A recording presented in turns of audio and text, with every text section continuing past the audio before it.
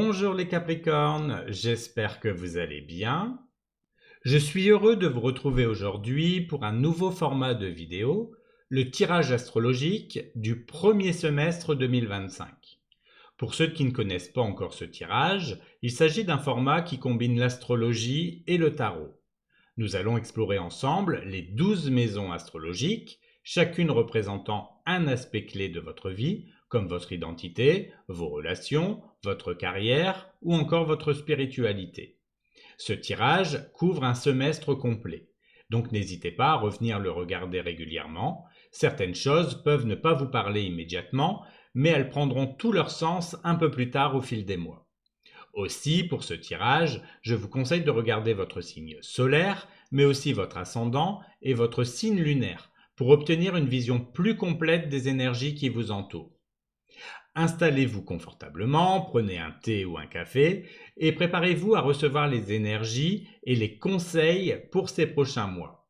C'est parti! Pour la maison 1, nous avons le battleur. La première maison reflète votre identité et la manière dont vous vous présentez au monde. C'est votre moi extérieur et votre approche générale face aux opportunités et défis. Avec le battleur, ce début d'année vous invite à initier de nouveaux projets et à exploiter pleinement vos talents. Vous êtes dans une période où tout semble possible, à condition d'agir avec intention et créativité. Vous disposez des outils nécessaires pour réussir, mais il est important de les utiliser avec clarté et discipline. Si vous souhaitez explorer une nouvelle voie professionnelle, lancer un projet ou travailler sur une idée qui vous tient à cœur, c'est le moment idéal pour poser les premières pierres. Par exemple, vous pourriez commencer une formation, développer une idée d'entreprise ou simplement changer votre façon d'aborder vos objectifs personnels. Exprimez-vous avec audace et confiance, les opportunités se multiplieront si vous êtes prêt à sortir de votre zone de confort. Cependant, évitez de vous disperser ou de vous laisser distraire par des envies passagères. Concentrez-vous sur ce qui a un véritable potentiel à long terme. Pour la maison 2, nous avons la grande prêtresse. La deuxième maison parle de vos ressources, de vos finances et de votre sécurité matérielle. Elle reflète aussi votre perception de la valeur, qu'elle soit matérielle ou personnelle. Avec la grande prêtresse, ce début d'année vous invite à gérer vos finances de manière réfléchie et intuitive. Plutôt que d'agir impulsivement, prenez le temps d'observer et d'analyser vos ressources. Vous pourriez découvrir des informations ou des opportunités financières en explorant avec patience et discernement. Si vous avez des projets d'investissement ou d'épargne, suivez votre intuition tout en vous appuyant sur une planification rigoureuse. Par exemple, vous pourriez examiner des possibilités financières qui n'étaient pas évidentes au premier abord, ou explorer de nouvelles sources de revenus qui s'alignent sur vos talents et vos intérêts. C'est aussi une période propice pour travailler sur votre valeur personnelle. Prenez le temps de reconnaître vos compétences et vos forces, car cela influencera directement la manière dont vous attirez l'abondance dans votre vie. Cependant, veillez à ne pas tout dévoiler de vos plans ou vos idées. Certains projets gagnent à rester discrets jusqu'à leur maturité. Pour la troisième maison, nous avons la Lune. La troisième maison concerne la communication, les relations proches avec votre entourage, ainsi que l'apprentissage. Elle explore comment vous interagissez avec le monde qui vous entoure.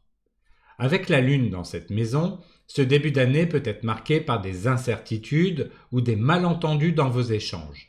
Vos relations proches, comme celles avec vos frères et sœurs ou vos amis, pourraient passer par des phases de flou ou d'émotions intenses. Prenez le temps d'écouter avec attention et d'approfondir vos conversations pour éviter les confusions. Si vous travaillez sur un projet qui implique la communication ou l'apprentissage, il est possible que tout ne soit pas encore clair. Par exemple, une idée ou une initiative pourrait nécessiter davantage de réflexion ou de recherche avant d'être pleinement comprise ou aboutie. Faites preuve de patience et de prudence avant de prendre des décisions importantes. Votre intuition sera votre allié pour discerner les vérités cachées ou mieux comprendre les dynamiques en jeu. Cependant, veillez à ne pas vous laisser emporter par des peurs ou des illusions. Prenez le temps de clarifier vos pensées et de vérifier les faits. Pour la maison 4, nous avons le chariot. La quatrième maison est celle du foyer, des racines, de la sécurité émotionnelle. Elle reflète votre vie domestique, vos relations familiales et votre besoin de stabilité intérieure. Avec le chariot dans cette maison, ce début d'année vous invite à prendre les rênes de votre vie familiale et de votre environnement domestique. Si des tensions ou des déséquilibres existent dans votre foyer, cette carte indique que vous avez la force et la détermination nécessaires pour rétablir l'harmonie. Par exemple, si un conflit familial persiste, il est temps de le confronter avec diplomatie et fermeté. Vous pourriez également décider d'apporter des changements concrets à votre espace de vie, comme un déménagement, des rénovations ou une réorganisation visant à créer un cadre plus apaisant et inspirant. Le chariot vous rappelle que votre stabilité intérieure dépend de votre capacité à avancer avec clarté et discipline. Gardez en tête que même face aux défis, votre persévérance vous permettra d'atteindre une sécurité émotionnelle et matérielle durable. En résumé, prenez le contrôle de votre vie familiale et avancez avec confiance et équilibre. Pour la maison 5, nous avons la tour. La cinquième maison représente votre créativité, vos amours, vos passions et vos relations avec les enfants. Elle reflète également votre capacité à vous épanouir à travers vos projets et à trouver du plaisir dans la vie. Avec la tour dans cette maison, ce début d'année pourrait apporter des bouleversements dans vos relations amoureuses ou vos projets créatifs. Des structures ou des attentes sur lesquelles vous comptiez pourraient s'effondrer, vous obligeant à réévaluer vos priorités et à repartir sur des bases plus authentiques. Par exemple, si une relation ou un projet manque de fondation solide, cette période vous pousse à abandonner ce qui ne fonctionne plus pour ouvrir la voie à un renouveau. Bien que ces changements puissent sembler déstabilisants, ils sont nécessaires pour que vous puissiez exprimer votre créativité ou vivre une relation alignée avec vos attentes profondes. Si des enfants jouent un rôle dans votre vie, la tour peut signaler des ajustements ou des défis liés à leur éducation ou à votre rôle parental. Restez ouvert au dialogue et à la flexibilité pour naviguer ces transformations. Pour la maison 6, nous avons l'empereur. La sixième maison concerne votre quotidien, votre travail, votre santé. Elle reflète votre capacité à structurer vos routines et à maintenir un équilibre entre vos responsabilités et votre bien-être. Avec l'empereur dans cette maison, ce début d'année vous invite à structurer votre vie quotidienne de manière disciplinée et organisée. Instaurez des routines claires qui soutiennent à la fois votre efficacité professionnelle et votre santé physique. Dans votre travail, prenez des décisions réfléchies et assumez pleinement vos responsabilités. Par exemple, vous pourriez mettre en place des plans à long terme ou renforcer votre autorité dans votre environnement professionnel. Sur le plan de la santé, adoptez une approche proactive. Établissez des habitudes saines, comme une alimentation équilibrée, une routine d'exercice régulière ou une meilleure gestion du stress. Agissez avec sérieux pour construire un style de vie qui favorise votre bien-être global. Pour la maison 7, nous avons la justice. La septième maison concerne vos relations importantes, les partenariats amoureux, les collaborations professionnelles et les engagements.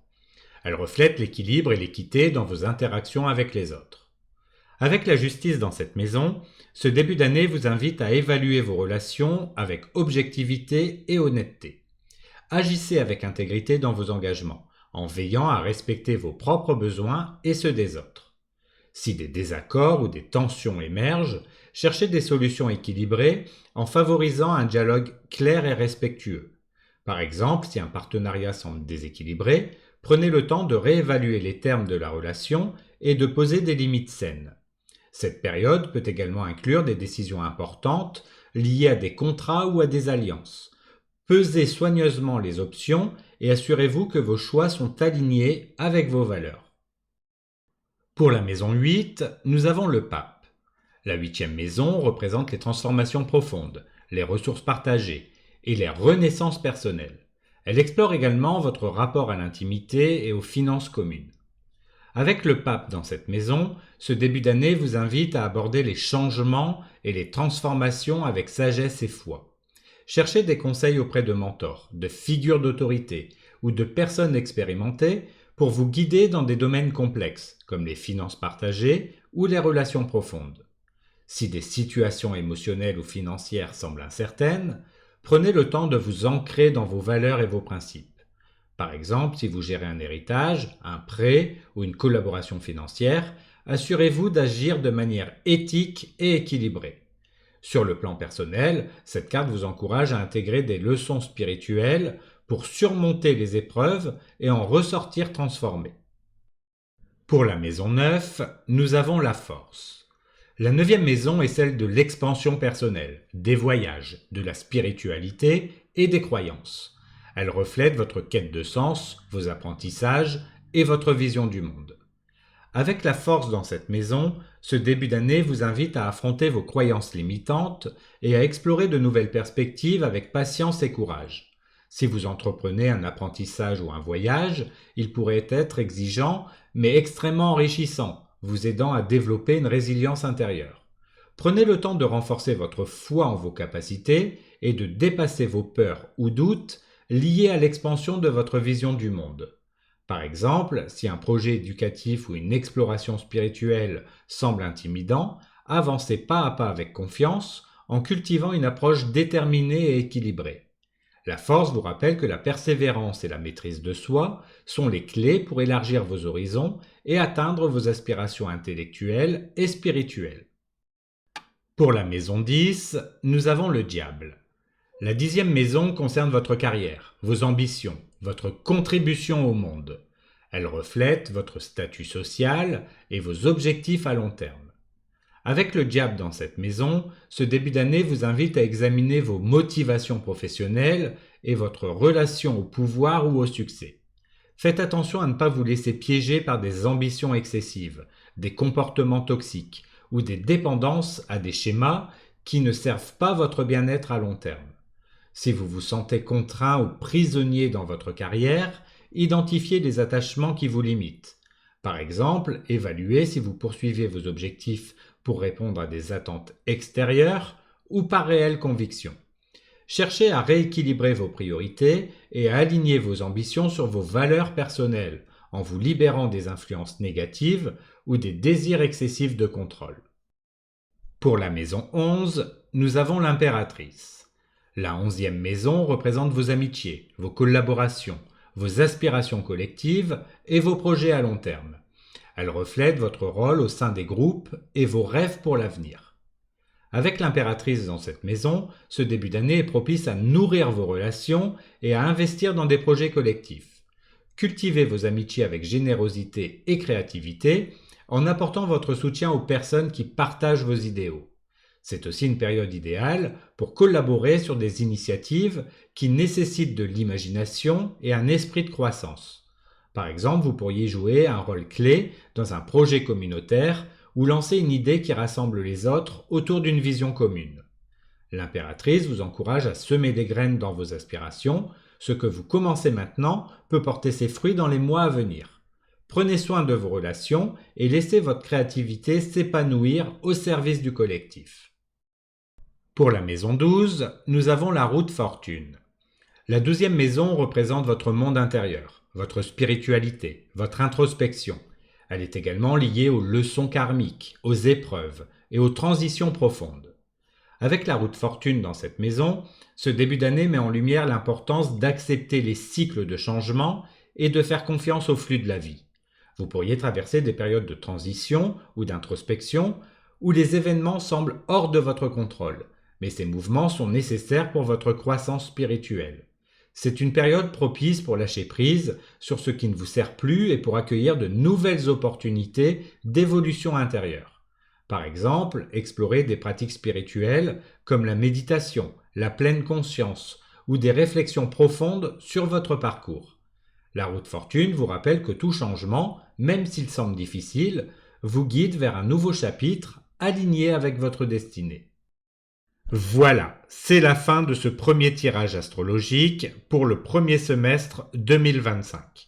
J'espère qu'il vous apportera la clarté nécessaire pour passer au mieux ce semestre. Consultez-le plusieurs fois si nécessaire. Merci pour votre écoute.